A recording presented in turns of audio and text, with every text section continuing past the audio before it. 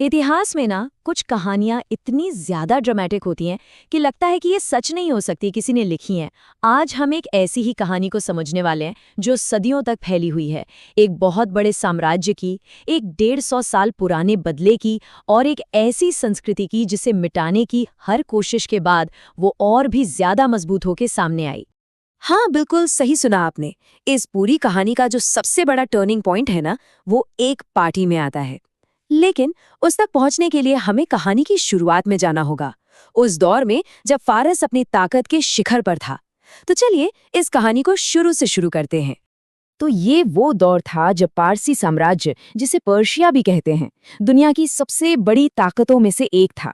और इस ताकत का चेहरा था उसका राजा ज़र्क्सीज़। इतिहासकार ज़र्क्सीज़ को इन्हीं शब्दों में डिस्क्राइब करते हैं। मतलब वो सिर्फ एक राजा नहीं था, वो अपनी शक्ति और दौलत के नशे में चूर एक जीता जागता सिंबल था। और उसका ये घमंड उसकी हर एक हरकत में दिखता था। जरा सोचकर देखिए, एक ऐसा राजा जो कपड़े नहीं बल्कि सोने के बने हुए वस्त्र पहनता हो, जिसका रथ इतना ऊंचा हो कि उस पर बैठने के लिए 40 सीढ़ियां चढ़नी पड़े, और उस रथ को खींचने के लिए घोड़े नहीं बल्कि इंसान लगे हों। ये थी ज़र्क्सीज़ की दुनिया, बेहिसाब दौलत और उतनी ही क्रूरता की दुनिया। और इसी घमंड में उसने एक ऐसा काम किया जिसने इतिहास का रुख हमेशा के लिए बदल दिया। उसने ग्रीस पर हमला किया और उसकी राजधानी एथेंस को आग के हवाले कर दिया। ये एक ऐसी चोट थी जिसे यूनानी कभी कभी नहीं भूलने वाले थे। ज़र्क्सीज़ की ये हरकत, इसका असर तुरंत तो नहीं हुआ, लेकिन नफरत की वो आग अंदर ही अंदर सुलगती रही। एक पीढ़ी से दूसरी पीढ़ी तक वो यादें, वो गुस्सा पास होता रहा। 150 साल, जरा सोचिए इस टाइम गैप के बारे में। एथेंस के जलने के 150 साल बाद तक बदले की ये कहानी जिंदा रही। और फिर इतिहास के मंच पर एक नए हीरो की एंट्री हुई। उसका नाम था अलेक्जेंडर, जिसे हम सब सिकंदर के नाम से जानते हैं। बचपन से ही ना उसे अपने पूर्वजों के अपमान की कहानियां सुनाई गई। उसे बताया गया कि कैसे फारसियों ने उसके घर को जलाया था। और ये हिस्ट्री, ये उसके खून में उतर गया, बदला लेने की एक ऐसी आग बनकर जो कभी बुझ नहीं सकती थी। और फिर जब सिकंदर के हाथ में ताकत आई तो उसने उस 150 साल पुराने जख्म का हिसाब करने का फैसला किया। और यहीं से शुरू हुआ इतिहास का एक सबसे बड़ा मिलिट्री कैंपेन। सिर्फ 4 साल के अंदर सिकंदर ने उस महान फारसी साम्राज्य को घुटनों पर ला दिया, जिसने कभी उसके घर को जलाया था। एक के बाद एक शहर, पूरा का पूरा साम्राज्य उसने जीत लिया। जीत मुकम्मल हो चुकी थी। लेकिन यहाँ एक बहुत अजीब बात हुई। जिस साम्राज्य को जीतने में उसने 4 साल लगा दिए, उसी जीत की रात उसने अपनी ही जीती हुई राजधानी को जलाने का हुक्म दे दिया। क्यों? कोई भी सोचेगा कि भाई जीती हुई चीज को तो संभाल कर रखा जाता है, उसे तबाह थोड़ी ना किया जाता है। यकीन करना मुश्किल है, लेकिन इतिहास का इतना बड़ा फैसला एक बहुत ही पर्सनल मोमेंट में लिया गया।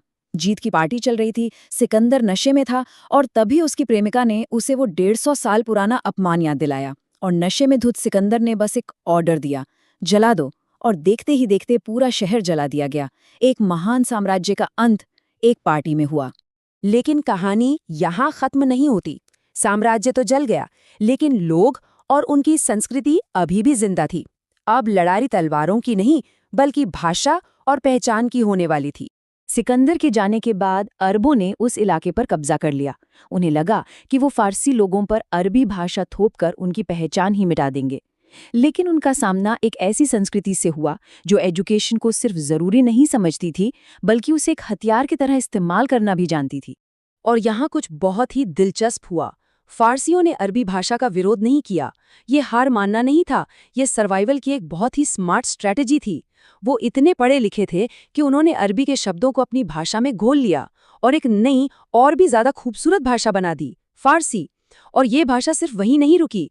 जब मुगल भारत आए तो वो अपने साथ फारसी लेकर आए। यहाँ आकर फारसी लोकल हिंदी के साथ मिली और एक और कमाल की भाषा का जन्म हुआ, उर्दू। ये दिखाता है कि कैसे कभी कभी संस्कृति को दबाने की कोशिश ही उसके फैलने का कारण बन जाती है। ये जो कल्चरल रेजिलियंस है ना, ये जो लचीलापन और शिक्षा के लिए इज्जत है, ये भावना आज भी उस क्षेत्र में जिंदा है जिसे अब हम ईरान के नाम से जानते हैं। हजारों सालों के हमले और उथल-पुथल के बावजूद ज्ञान और शिक्षा के लिए वो जो जज्बा था, वो कभी कम नहीं हुआ। और इसका सबसे बड़ा सबूत एक बहुत ही चौंकाने वाले आंकड़े में मिलता है। ये नंबर ये अपने आप में एक पूरी कहानी कहता है। ये सिर्फ एक आंकड़ा नहीं है, ये एक विरासत का सबूत है। इतने उतार चढ़ाव देखने के बाद भी आज ईरान की युवा महिलाओं में लिटरेसी रेट 99% है। ये उस कल्चरल डीएनए को दिखाता है जो शिक्षा को सबसे ऊपर रखता है, चाहे हालात कितने भी मुश्किल क्यों न रहे हों। तो ये सब हमें एक बहुत बड़े सवाल पर लाकर छोड़ देता है। साम्राज्य बनाए जा सकते हैं, तोड़े जा सकते हैं, शहर जलाए जा सकते हैं, फिर से बसाए जा सकते हैं, लेकिन क्या एक आइडिया, एक संस्कृति या ज्ञान की प्यास को कभी सच में हराया जा सकता है? शायद फारस की कहानी इसी सवाल का जवाब है।